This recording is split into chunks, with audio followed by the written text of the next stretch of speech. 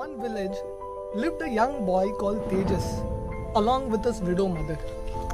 Tejas would always wonder why his mother would give half the things that they would get in charity even though they were very poor. He asked his mother one day why she does so, and his mother told him, "Go and ask Lord Brahma, you will get your answer." As Tejas made this journey to meet Lord Brahma, he came across a king, and the king asked him that as soon as you meet Lord Brahma, please ask him the solution to my problem. There is no rainfall in my kingdom. There has been a drought for so many years. When will there be rainfall in my kingdom? Please ask this to Lord Brahma. Tejas agreed. He went ahead and he saw a snake. And the snake asked Tejas, "For me, please go and ask Lord Brahma. I'm caught up in this hole. I'm not able to come in. I'm not able to go out. How will I get out of this mess? Please ask Lord Brahma the solution to my problem." Tejas agreed. As he went ahead, he came across a crippled Brahmana. This Brahmana asked Tejas, "Please ask Lord Brahma, what is the solution to my freedom? When will I get cured of my disease?" Tejas agreed. He went and met Lord Brahma, and he asked Lord Brahma these three questions.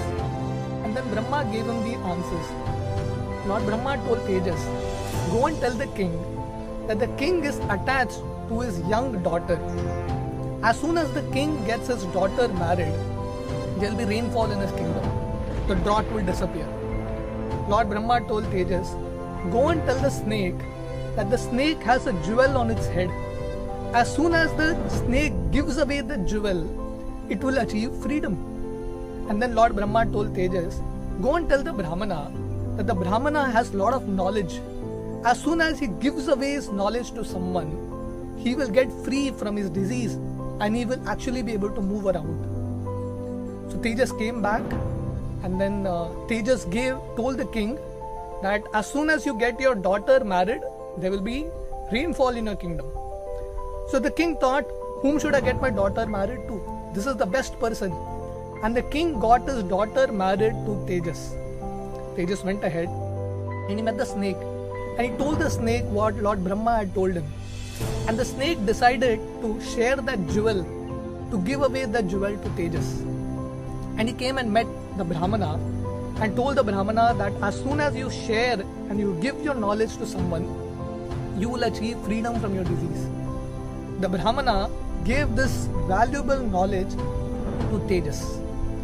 And Tejas, in return, got his answer to the question he wanted to ask Lord Brahma. Why his mother gives away half the things that they get in charity? Because in giving, you receive. When we actually open the channel of giving in our lives, we welcome the channel of receiving in our lives. In Israel, there are two bodies of water. One is called the Sea of Galilee, and the other is the Dead Sea. The Sea of Galilee is filled with life, with fishes and foliage around. And the Dead Sea, there is no life symptoms at all.